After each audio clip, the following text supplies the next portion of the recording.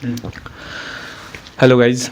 इस हफ्ते हॉटस्टार पे रिलीज हुई वेब सीरीज चिरैया चिरैया के बारे में हम इस वीडियो में बात करने वाले हैं। 5 पॉइंट हम अपनी पिछली वीडियो की तरह इस वीडियो में भी डिस्कस करेंगे इस सीरीज के बारे में।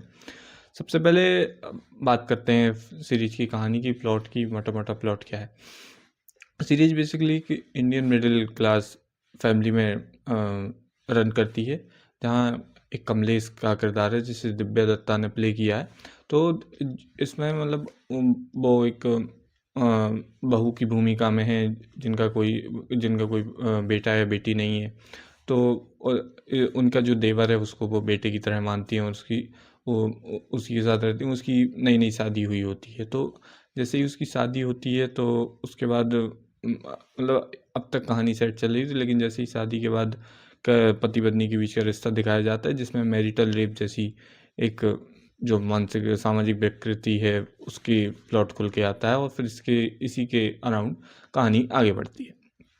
तो मोटा मोटा देखा जाए तो एक सोशल मैसेज वाली कहानी। इस कहानी से दूसरे पॉइंट पे आए तो कहानी कैसी है, ये हमारा दूसरा पॉइंट है। तो दूसरे पॉइंट में अगर देखा जाए तो कहानी शुरू अच्छी होती है। पहला एपिसोड बहुत अच्छा है, ग्रिपिंग है, देखने में मज़ा आता है।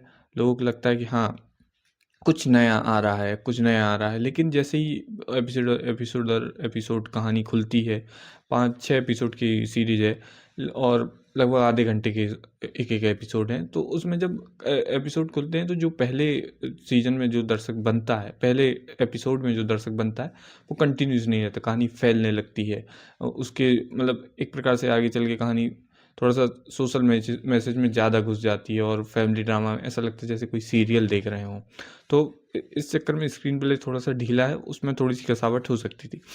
तीसरी बात करें सोशल मैसेज की, तो कहानी का सोशल मैसेज है, लेकिन एक समय के बाद वो ज्ञान जैसा लगने लगता है। उसमें कुछ प्रैक्टिकल चीज़ें नहीं होती, केवल डायलॉग और मोनोलॉग्स के सहारे उसको आगे कैरी फॉरवर्ड किया जा रहा होता है। जबकि उसके बीच में एक थोड़ा सा एक्शन हो सकता था जो मतलब लोगों को थोड़ा सा मतलब चौंकाने वाला कुछ हो सकता था। लेकिन ये सीधी कहानी सीधी सीधी चल रही है और उसे ही मतलब बॉडी एक्शन से ज़्यादा प्रेजेंट करने की कोशिश की है। बॉडी एक्शन की अपेक्षा का थोड़ा सा और उसमें इनपुट डाले जाते कहानी के मामले में और इन चीज़ों के मामले में, शायद और बेहतर हो सकता था मेरे हिसाब से। अब फिल्म की सबसे जो अच्छी बात मैं कहूँगा जो है, हमारा चौथा पॉइंट भी यही है कि एक्टिंग में मतलब दिव्या दत्ता बहुत अच्छी एक्ट्रेस है, हम जानते हैं। तो उनने जो जिस तरीके से अपने किरदार को पकड़ा है, एक मतलब मिडिल क्लास में महिलाओं की क्या स्थिति होती है, कैसे उनको दबा कर रखा जाता है, वो बहुत मतलब उनसे निकल के आता है। आपको गुस्सा दिलाने की एक वो होती है कि क्यों इनके साथ ऐसा हो रहा है, इनको क्यों दबाया जा रहा है, इनका पोटेंशियल क्यों नहीं अनलीज होने दिया जा रहा। तो ये सब चीज़ें निकल के आती हैं स्क्रीन पे, वो अच्छे से उसको प्रेजेंट भी करती हैं।